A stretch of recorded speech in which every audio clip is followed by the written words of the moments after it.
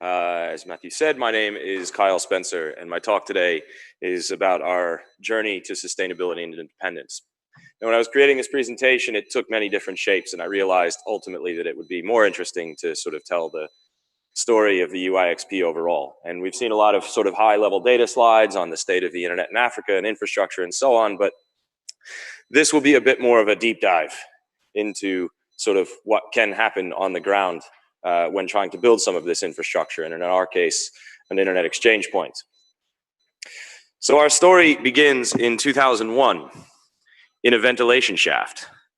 Uganda was in the midst of liberalization and the telecoms market was heating up. Transit costs were high and round trips between local networks took 4 trips through space. So some smart people, armed with some grant funding, started the UIXP in collaboration with the government. It was founded as a private not-for-profit association, but nobody knew what good looked like. And so the lawyers drafted a constitution that gave directors nearly infinite power, had no practical mechanism for adding or removing new members as the market evolved and networks came and went over time. And there were a variety of other problems. And as well, nobody could agree who would host it. So the regulator kindly provided space in their building and encouraged networks to connect. Which they ultimately did, of course, because in the end, every bit counts, especially at the time when bandwidth was well over $5,000 a meg. And just an important to note, the UIXP wasn't actually in that hole that you see. It was next to it, but I have fallen in that hole doing a tour of the old location and had to be hoisted out. I found some other long-lost network engineers down there, the bones of them anyway. However, the space that they gave was not free, and the initial grant funding was quickly exhausted on rent and other expenses. Networks that had joined the exchange and came together around this project in the beginning had initially agreed to pay $200 a month each to help meet costs, a flat rate, but this was never ultimately implemented. And in the end, the regulator waived power and rent to keep the exchange alive, and that's a situation that continues to this day. Fast forward to 2009, the IXP had been relocated to a small room in the basement.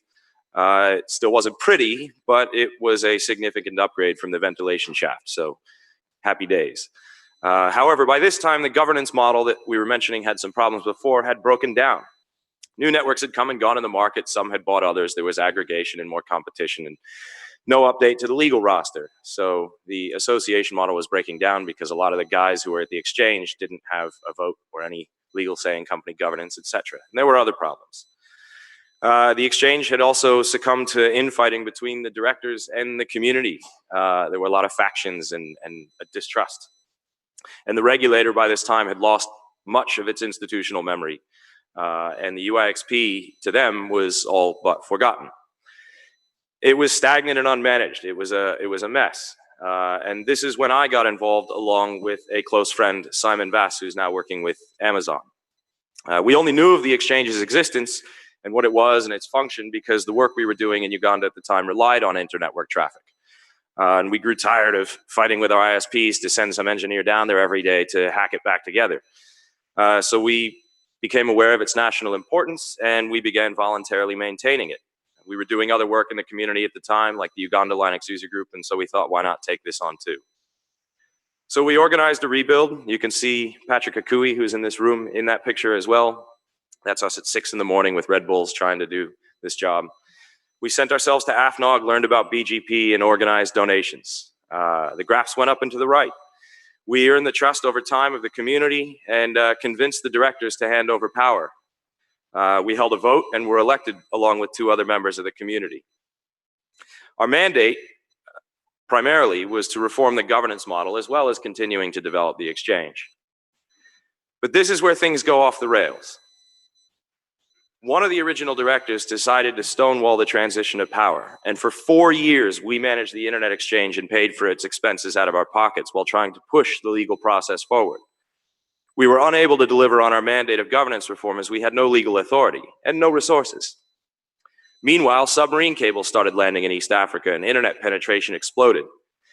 And the Ugandan government, in power since 1986, started taking an interest in all things internet. They started censoring social media during politically sensitive events. They launched an aggressive campaign to nationalize the .UGCCTLD against the will of the community. Parliament adopted a recommendation to nationalize the UIXP and turn it into a monopoly. Meanwhile, some in the community around the internet, perhaps not fully aware of the politics or seeing personal interests, started acting against us. Community infighting had returned. By 2014, we were vulnerable, we were on the edge, and the government called us for a meeting asking us to show proof of our legal directorship. We suspected that they knew we wouldn't be able to produce this. We feared that they were planning to use the community dysfunction and legal limbo as justification for an intervention of like nationalization, and that they would face little opposition from the director who stonewalled us, for details I won't go into here. This could have been the end of our story, but things did not go as planned.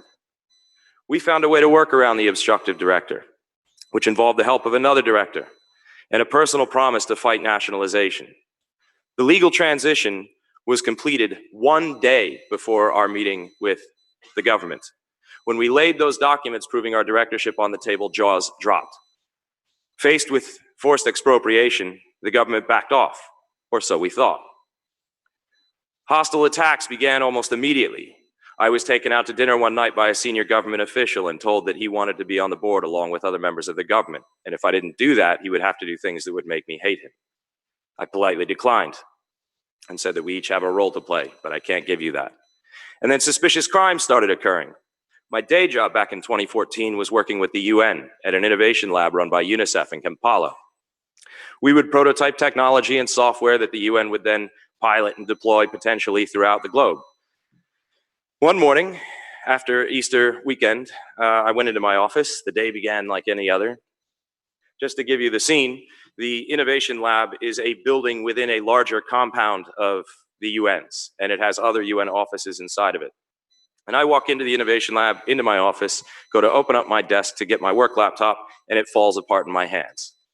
But there are 5 other identical laptops in that drawer that were not taken, as well as hundreds of thousands of dollars equipment in the Innovation Lab that they skipped when they broke into the UN compound, broke into our building, went through the office into my office through the ceiling, and went in there and took my work laptop. That was quite suspicious. At the time, we couldn't tell what was going on. Maybe this was just a random theft. So we asked the UN for more security. Can we get some cameras in this particular building? Can we, do whatever else? And we were more or less fobbed off. So we had some welding equipment and some steel, and so we did this ourselves. We fortified the exterior walls of the building. We put a steel cage in the roof of my office, and we went back to work.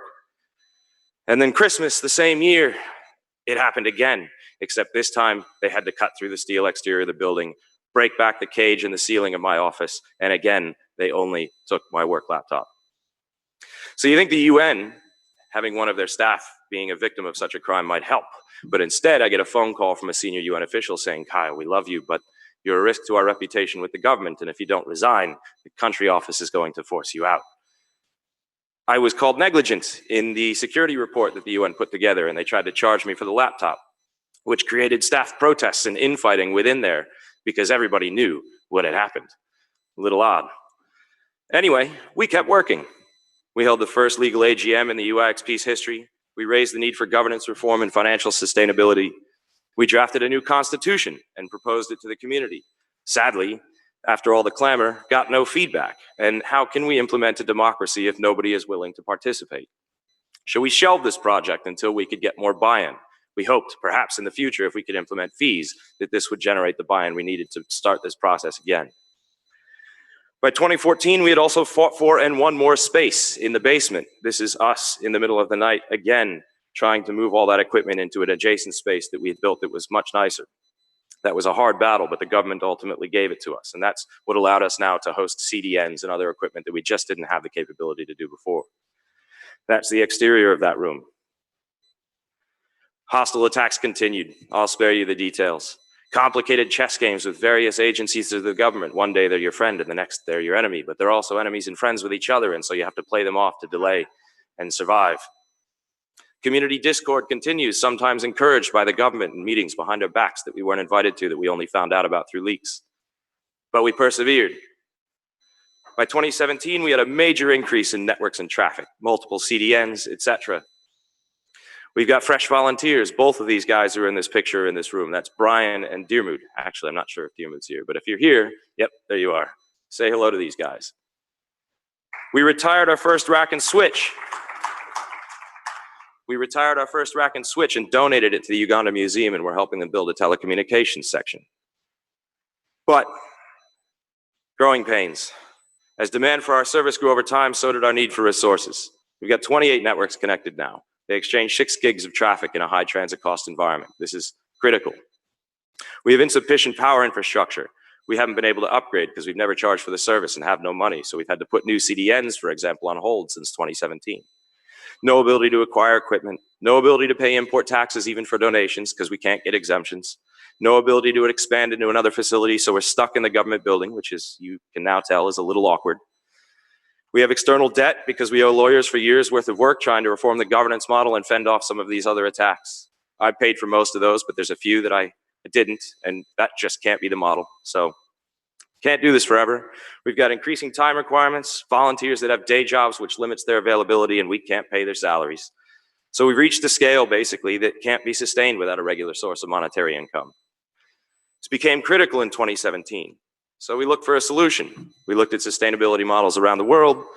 Obviously, tiered port fees are the common model. Others exist, of course, like Terrico, NAP Africa, but that doesn't apply in our context because we're not a data center. We decided to implement tiered port fees in January of this year. We estimated the costs, created a budget, calculated pricing, taking into account value for money for the network operators, benchmarked our pricing against other East African IXPs as a sanity check, because networks today with the regional developments, thanks to guys like Liquid and so on, can peer elsewhere. And we performed prep work, banking, legal, tax, etc. And then we wrote letters to sensitize everybody. Luckily, this wasn't a new concept. As you recall, they agreed to pay fees in 2001 in the beginning, even though that didn't happen. We discussed the fees and debated the need for fees hundreds of times on the mailing list. We noted it in the participation agreement that everybody had signed. So we sent a polite implementation notice telling everybody this was going to happen, and held a virtual sensitization meeting and so on. So how did networks react? Some networks immediately agreed to pay, right? These are mostly non-commercial networks like the Research and Education Network of Uganda, and networks like Liquid that already pay such fees elsewhere. Some networks pledged support, but we're concerned about the cost. Many local networks have never considered the cost before because, well, they've never had to. It's been free since 2001. So what is the value of local interconnection? And a few individuals called all local networks to a private meeting hosted at the government's office and accused our management and some CDNs in this room of fraud and impropriety. They sent a formal letter to the government stating the same thing. The government quickly learned or already knew that these claims were false, but used them as justification to launch what appears to be yet another campaign for control. If you want more context about that, you can read our blog. And that's where we are today. I wish I could say our story is unique, but in the battle for Uganda's internet, we are not alone. Aside from attempts to nationalize the CCTLD and UIXP, the state telecommunications companies recently been reclaimed and propped up. There's a proposal to limit the number of international gateways. There's an internet pornography ban and an anti-porn committee that's just come into place. There's a directive to ban all online news sites that don't have a local license that's about to be implemented. They've just implemented a social media tax to curb online gossip, as the president was quoted specifically as saying. People have been taking to the streets en masse over this issue, and a member of parliament who took to the streets to lead that campaign, and this is the video I was going to show. The police came and, of course, fired tear gas and guns and tried to bundle this guy into a van for protesting the social media tax. He got away that day, ultimately, because his supporters pulled him away, but he wasn't so lucky last week. He's now in a military prison awaiting court-martial as a civilian, and reports are that he's been tortured very badly. VPNs were blocked on mobile networks recently in order to force people to pay this social media tax. There was a warrantless raid on a mobile network operator's data center where they kidnapped one of the staff and forced him to help them gain entry. And we don't know what's next. This sort of stuff deters investment. So, but despite these challenges, we've managed to grow and succeed in this environment. This is a chart that shows basically the story I just told you, the blue line being the number of connected networks at the exchange and the various sort of larger events that have happened throughout our history. So what's our strategy going forward? Well, don't get distracted. We've seen enough of this stuff. We're trying to keep our heads down and focus on our work. We're trying to grow the market, and I think the end game is to encourage the arrival of competition. There's obviously increased interest in developing carrier-neutral data centers throughout the region.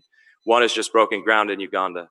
And if we can get a competing exchange up and running, it'll make it much harder for the government to nationalize, because now there'll be two instead of one. So what's the moral of this story? Building the internet in Africa isn't always easy or free.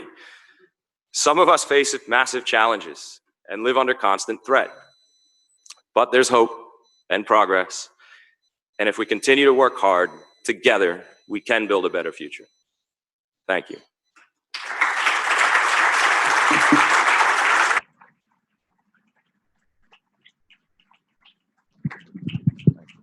Any question for Kyle? So, thanks, Dearman. Did your members pay in the end? Say again? Did your members pay in the end? Some of them have started paying, not all. Ryan? Narani from Asteroid. Fascinating. Well, there's a lot you could say. I'm not going to say it all. But I actually would like to hear if you have any reflections on lessons learned. If you would go back and do it all again, what would you do differently? So I'm thinking mainly the relationship with the government, or if you could give advice to other IXPs who are starting up, other stuff you can do in the beginning to try to kind of build that relationship with the government, to get them to be supportive, but not interfere. And then the second thing is about the fact that your charging model, like if you started up now, we've always said that free is not sustainable. Would you actually start and make sure that you could provide services at a very low cost, but at least you have, you're charging for something, you're getting something back? Right. So the point about engaging, that's a good question. And I think if I reflect, our relationship with the government hasn't always been bad. And in our case, it's not necessarily a matter of sitting down and helping them understand what's best. We live in a political environment where that's not always the primary concern. But engaging the government nonetheless is important, and trying to have them on side is critical. I think one of the things that we could have done better throughout this process is we should have made a more aggressive effort to try to bring the community together. We had one of the things that's plagued the Uganda Internet Exchange Point throughout its history is this fragmented community, and the government over the years has exploited that to create division that they can then use to try to work their way in. And I think if that opening didn't exist, it would make their task much more difficult. And so I think, and that's something we are focusing on now, using the implementation of fees, of course, to try to catalyze or give a reason to do that. And if we had started today and this was brand new, we would definitely charge from the beginning. Because going through this kind of process when people have been getting their bread for free for years is hard. Albert. Yes. Thank you, Kyle. Obviously, being from Uganda and having spoken to you over the years, I know bits of this story. My question is, do you think it might have been better to give the other director who took you out to dinner, to give him some shares and his people, and then maybe you have a smoother ride? That particular situation has more or less been resolved over the years. We don't have an antagonistic relationship anymore. That is behind us. So, but yes, that was the right thing to do. And maybe I haven't taken him out to dinner, but we've had a meeting of the minds. Yeah. Mark, lots of Ugandans coming forward now. Hi, Mark Tinker, CCOM. Mine is really just a comment, just to say, look, from the early days when some of us were present. In fact, actually, Kyle wasn't when the exchange point began. What I do want to say is really a big thank you and a congratulations to Kyle who has personally taken it upon himself to really run the exchange point. Everyone would know, especially those in the exchange point mailing list, that one of my biggest issues with the exchange point membership is that, we talk a lot is said, a lot is promised, but no one actually steps up to take the responsibility to do the thing that we want to do. And, through everything that Kyle has been through, some of which I can't mention here because you'd see him in a different light. Through all of that, Kyle has really owned the responsibility for growing the exchange point, for seeing it through the challenges. He's been out of pocket by himself, probably still is today. But it's going in the right direction now. And the most important thing is that what's being proposed to fix things is actually getting implemented. Slowly, but it's getting implemented. And I think for me, that's the biggest takeaway from this project, that there's actually somebody who's willing to stand up and put his neck on the line to get this thing done. And really, that's what it comes down to in many cases. So for me, a big thank you as always.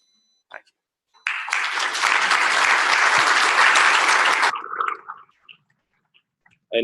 And Mark, thank you as well. You've been an invaluable support over the years. I mean, you're looked up to as an elder statesman in our community, and that's a good win to have behind your back. So thank you very much. Thank you, Kyle. Don't move yet. Jérôme.